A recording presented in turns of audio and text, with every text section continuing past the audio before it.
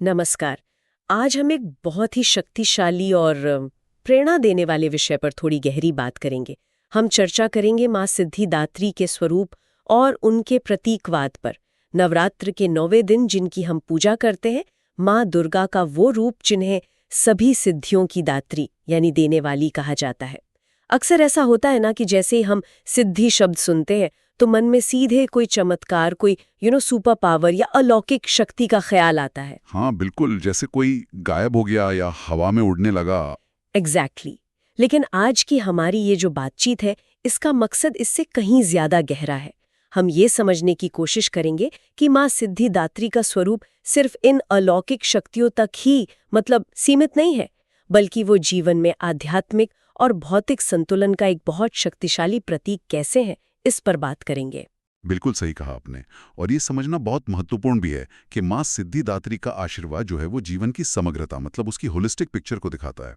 यहाँ सिर्फ मोक्ष या वैराग्य की बात नहीं है और ना ही सिर्फ दुनियादारी की सफलता की। माँ का स्वरूप हमें सिखाता है कि देखो, आत्मिक शांति भी जरूरी है और सांसारिक उन्नति भी। दोनों का जीवन में अपना अपना महत्वपूर्ण स्थान है और इन दोनों के बीच एक बैलेंस बनाना वही सच्ची पूर्णता है। तो आज की इस गहरी चर्चा में हम इसी संतुलन पर और माँ जो अलग अलग सिद्धियां देती हैं उनके सिंबॉलिक उनके गहरे अर्थों को समझने का प्रयास करेंगे। हाँ, तो चलिए इस ज्ञान यात्रा में आगे बढ़ते हैं और माँ सिद्धिदात्री के स्वरूप में जो संदेश छिपे हैं उनको थोड़ा और बारीकी से समझने की कोशिश करते हैं। वो संदेश जो शायद हमारी रोजमर्रा की जिंदगी के लिए भी बहुत मायने रखते हैं। तो सबसे पहले ये बात ही अपने आप में काफी दिलचस्प है कि माँ सिद्धिदात्री को सिर्फ आध्यात्मिक उन्नति या मोक्ष देने वाली देवी के रूप में ही नहीं पूजा जाता, हाँ, बल्कि उन्हें भौतिक जगत में सफलता, समृद्धि, सक्सेस का वरदान देने वाली शक्ति के रूप में भी देखा जाता है। अक्सर अध्यात्म और भौतिकता को तो हम बिल्कुल अलग अलग मानते हैं ना। हाँ बिल्कुल, दो किनारों की तरह। जी, तो ये जो ड्यूअल मैसेज है, इसका क्या मतलब समझें? आपने बहुत सही पॉइंट उठाया। यही तो माँ सिद्धिदात्री के स्वरूप की सबसे खास बात है। उनका ये यूनिकनेस है। उनका आशीर्वाद हमें सिखाता है कि जीवन का उद्देश्य ना तो केवल दुनिया की चीजों में, भोग विलास में डूब जाना है और ना ही संसार से पूरी तरह मुंह मोड़कर एकदम विरक्त हो जाना है। ये दोनों ही एक्सट्रीम है। माँ सिद्धिदात्री का वो स्वरूप जो कमल पर विराजमान है, वो इसी संतुलन का प्रतीक है। कमल कीचड़ में खिलता है पर उससे ऊपर रहता है अछूता। हाँ, सही बात है। तो उनकी कृपा साधक को, जो भी व्यक्ति ईमानदारी से जीवन के किसी भी मार्ग पर चलने की कोशिश कर रहा है, उसे दोनों क्षेत्रों में, अंदर की शांति और बाहर की सफलता, दोनों में पूर्णता देने की क्षमता रखती है। ये एक इंटीग्रेटेड अप्रोच है, जीवन को हिस्सों में नहीं बल्कि एक पूरे के रूप में देखना। अच्छा, तो अगर हम इस संतुलन के एक पहलू यानी आध्यात्मिक पक्ष की बात करें पहले, तो माँ सिद्धिदात्री किस तरह की आध्यात्मिक सिद्धियां या वरदान देती हैं? और यहाँ सिद्धि का मतलब वो चमत्कार तो नहीं होगा? नहीं, यहाँ सिद्धि का अर्थ बहुत व्यापक है, बहुत गहरा है। सबसे महत्वपूर्ण आध्यात्मिक वरदान अगर कहें तो वो है आत्मज्ञान की प्राप्ति। आत्मज्ञान? हाँ, सेल्फ रियलाइजेशन। ये वो क्षमता है जिससे व्यक्ति अपने अंदर की दिव्यता को, अपने सच्चे जो कभी न बदलने वाला स्वरूप है, उसे पहचान पाता है। ये समझना कि हम केवल ये शरीर, ये मन या ये इमोशंस नहीं हैं, बल्कि इनसे कहीं ज्यादा गहरे एक अविनाशी तत्व हैं। ये ज्ञान जो है वो जिंदगी को देखने का हमारा नजरिया पूरी तरह बदल सकता है।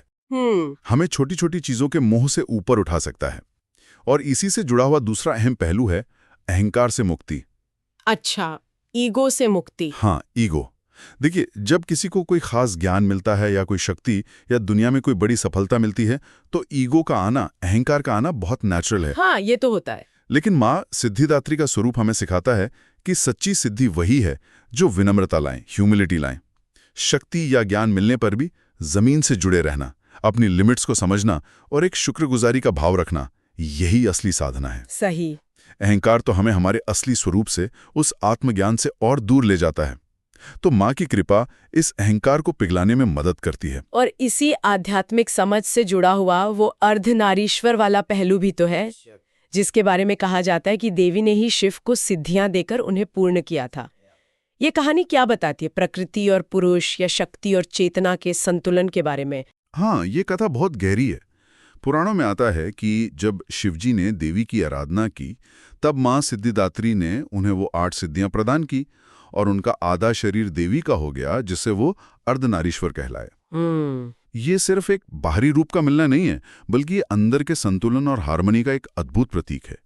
ये दिखाता है कि ये पूरी सृष्टि का आधार ही शिव यानी चेतना, कॉन्शियसनेस और शक्ति यानी एनर्जी, प्रकृति के मिलन पर टिका है। हाँ। हमारे अंदर भी मैस्कुलिन और फेमिनिन गुण, लॉजिक और इमोशन, एक्शन और स्टेबिलिटी, इन सब का संतुलन जरूरी है। अच्छा। जब ये अंदर की शक्तियां बैलेंस होती हैं, तभी व्यक्ति आत्मज्ञान की ओर बढ़ता है और जीवन में सच्ची स्थिरता और शांति पाता है। जैसे देवी ने शिव को पूर्ण किया, वैसे ये आंतरिक संतुलन हमें पूर्णता की ओर ले जाता है। ये तो हुई आध्यात्मिक उन्नति और आंतरिक संतुलन की बात। लेकिन जैसा हमने शुरू में कहा था, माँ सिद्धिदात्री भौतिक वरदान भी देती हैं। और आज की दुनिया में जहाँ हमें अपनी जिम्मेदारियां निभानी है, अपने गोल्स अचीव करने हैं, वहाँ दुनियावी सफलता भी तो मायने रखती है। हाँ, जरूरी है। तो इस क्षेत्र में माँ सिद्धिदात्री का आशीर्वाद किस रूप में मिलता है? आपने बिल्कुल सही कहा। हम इसी दुनिया में रहते हैं और यहाँ अपना रोल ठीक से निभाना भी तो जरूरी है। माँ सिद्धिदात्री इस पहलू को नजरअंदाज नहीं करती। उनकी कृपा से व्यक्ति को अपने कार्यों में सफलता मिलती है, चाहे वो नौकरी हो, बिजनेस हो या कोई आर्टिस्टिक काम। उसमें जो रुकावटें आती हैं वो दूर होती हैं और सफलता के रास्ते खुलते हैं। इसके साथ ही धन, धान्य और सुख समृद्धि का आशीर्वाद भी जुड़ा है। पर यहाँ समृद्धि का मतलब सिर्फ बहुत सारा पैसा जमा करना नहीं है, बल्कि जीवन में एक संतोष, एक खुशहाली और जरूरतें पूरी होने का भाव है। और इससे भी ज्यादा महत्वपूर्ण बात, जीवन की जो कठिनाइयां हैं, जो चैलेंजेस हैं, उनको पार करने का एक जबरदस्त साहस और आत्मविश्वास मिलता है। हाँ, ये बहुत जरूरी है। बिल्कुल। जिंदगी में उतार चढ़ाव तो आते ही हैं। माँ की कृपा साधक को अंदर से इतना मजबूत बनाती है कि वो बड़ी से बड़ी मुश्किल का भी सामना हिम्मत से कर पाता है, हार नहीं मानता। ये जो कॉन्फिडेंस है, ये किसी बाहरी पोस्ट या प्रॉपर्टी पर डिपेंड नहीं करता, बल्कि एक अंदर की शक्ति होती है जो मुश्किल हालात में भी टिकी रहती है। यहाँ एक और दिलचस्प बात का जिक्र आता है, वो संपर्क और आकर्षण शक्ति का वरदान।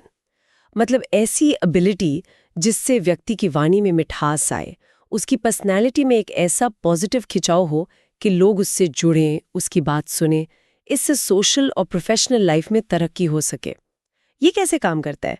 क्या ये कोई वशीकरण जैसा है? नहीं, इसे वशीकरण समझना बिल्कुल सही नहीं होगा।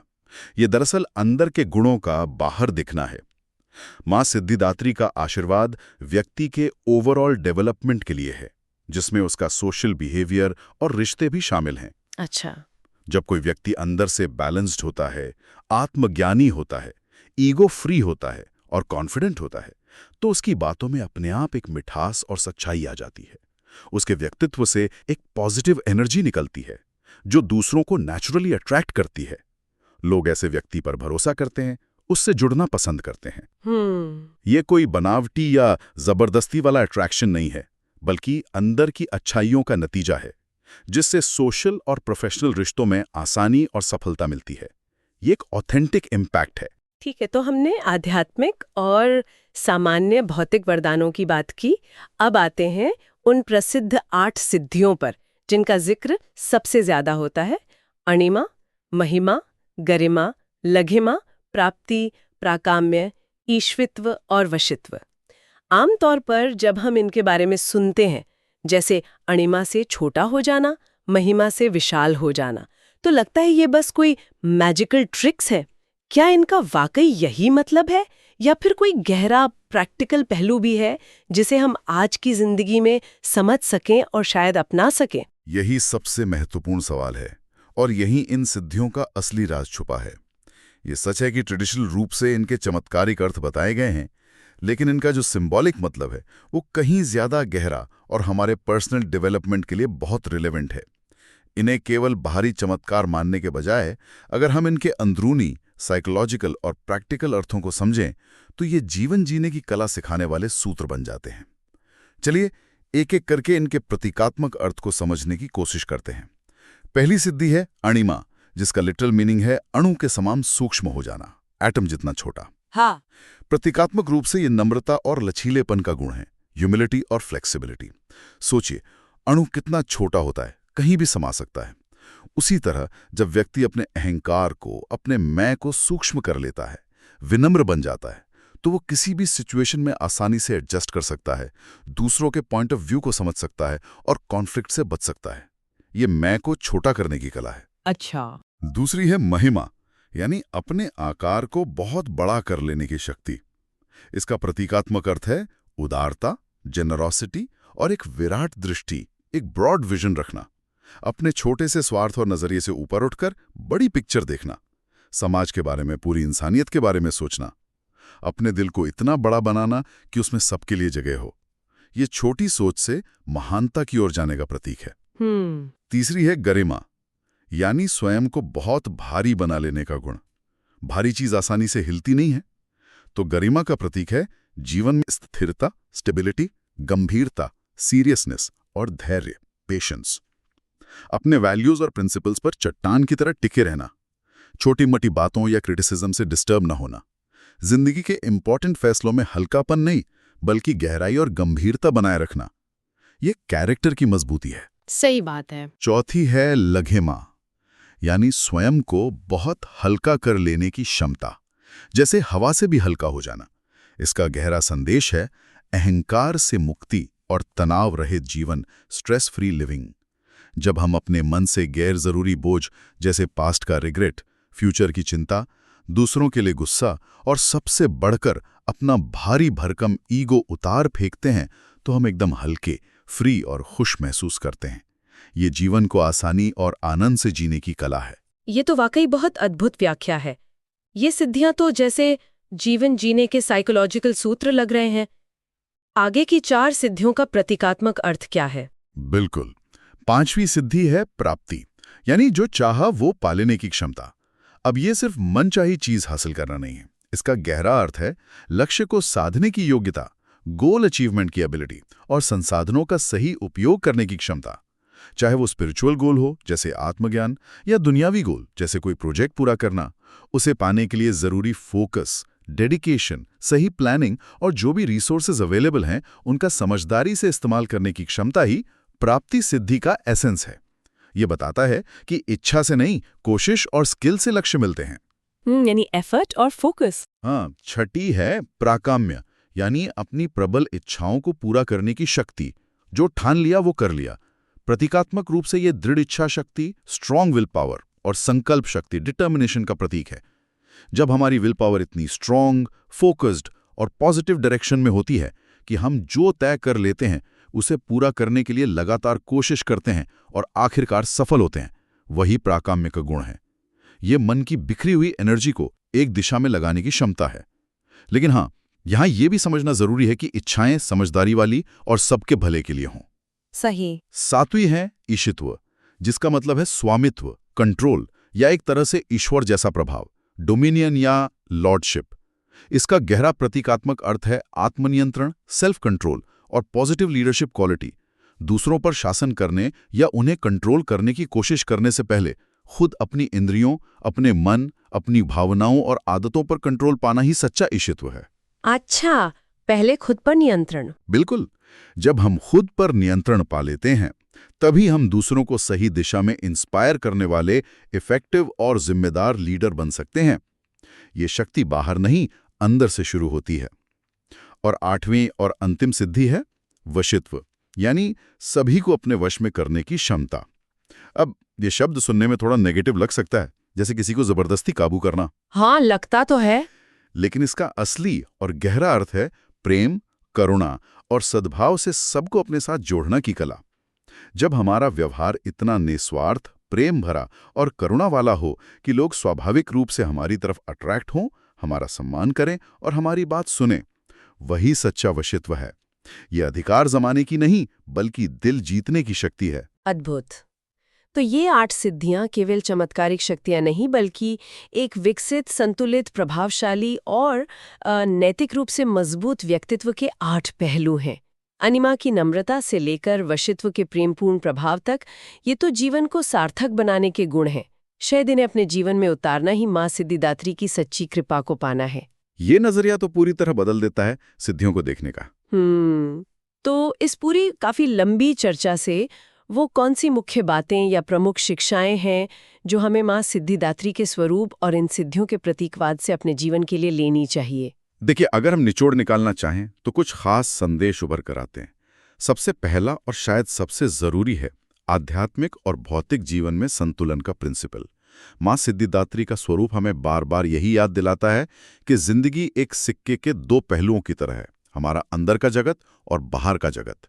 केवल एक पर बहुत ज्यादा फोकस करना जीवन को अधूरा और इम्बैलेंस्ड बनाता है। सच्ची पूर्णता तभी है जब अंदर शांति हो और साथ साथ हम अपनी दुनियावी जिम्मेदारियों को भी ठीक से निभाएं और उसमें सफलता भी पाएं। दूसरी महत्वपूर्ण सीख है सच्ची श्रद्धा और लगातार कोशिश, यानी साधना की शक्ति। मां की कृपा या कोई भी सिद्धि वो केवल इच्छा करने या मांगने से नहीं मिलती। सही बात। उसके लिए गहरी आस्था, विश्वास और साथ ही लगातार डिसिप्लिन के साथ प्रयास यानी साधना की जरूरत होती है। चाहे लक्ष्य स्पिरिचुअल ग्रोथ का हो या किसी दुनियावी सफलता का, समर्पण, धैर्य और अनुशासन से ही मुश्किल लगने वाले लक्ष्य भी हासिल किए जा सकते हैं। मां सिद्धिदात्री हमें कर्म और भक्ति को मिलाने का रास्ता दिखाती हैं। और तीसरा, जो शायद आज के समय में सबसे ज्यादा रेलेवेंट है, वो है शक्ति का सही और जिम्मेदार उपयोग। हाँ, ये बहुत जरूरी है। सिद्धियों जैसी आध्यात्मिक क्षमता हो या पद, पैसा, ज्ञान या प्रभाव जैसी दुनियावी शक्ति हो, उसका उपयोग हमेशा अपने और दूसरों के भले के लिए होना चाहिए। शक्ति का उपयोग अहंकार दिखाने, दूसरों को दबाने या किसी का नुकसान करने के लिए करना, वो उस वरदान का अपमान है। शक्ति अपने साथ एक बड़ी जिम्मेदारी लाती है और उसका सही इस्तेमाल ही सच्ची सिद्धि कहलाता है। तो अगर हम संक्षेप में कहें तो मां सिद्धिदात्री हमें सिखाती हैं कि जीवन की असली सिद्धि केवल कुछ विशेष शक्तियां या सफलताएं हासिल कर लेना ही नहीं है, नहीं, बल्कि उन शक्तियों और सफलताओं का संतुलन बनाकर उन्हें सही दिशा में नेक नियत से उपयोग करके अपने आत्मिक और सांसारिक दोनों जीवनों को एक साथ बेहतर बनाना है। ये टुकड़ों में नहीं बल्कि पूरी तरह से जीने की कला है, पूर्णता की एक यात्रा है। मां सिद्धिदात्री का स्वरूप वास्तव में जीवन की उस आइडियल सिचुएशन का प्रतीक है जहां अंदर की शांति और बाहर की सफलता एक दूसरे के साथ चलें, एक दूसरे के खिलाफ नहीं, जहां गहरे आत्मज्ञान के साथ अटूट आत्मविश्वास भी हो। बिल्कुल। उनकी कृपा हमें संतुलन, समृद्धि और आत्मज्ञान का मार्ग दिखाती है। और सबसे महत्वपूर्ण बात, ये हमें याद दिलाता है कि सच्ची शक्ति हमेशा विनम्रता, करुणा और एक नेक उद्देश्य के साथ आती है। जब शक्ति का आधार धर्म, नैतिकता और सबका कल्याण होता है, तभी वो वास्तव में सिद्धि बनती है, वरना वो सिर्फ विनाश का कारण भी बन सकती है। आज की इस गहरी चर्चा के बाद हम अपने सुनने वालों के लिए एक विचार छोड़कर जाना चाहेंगे।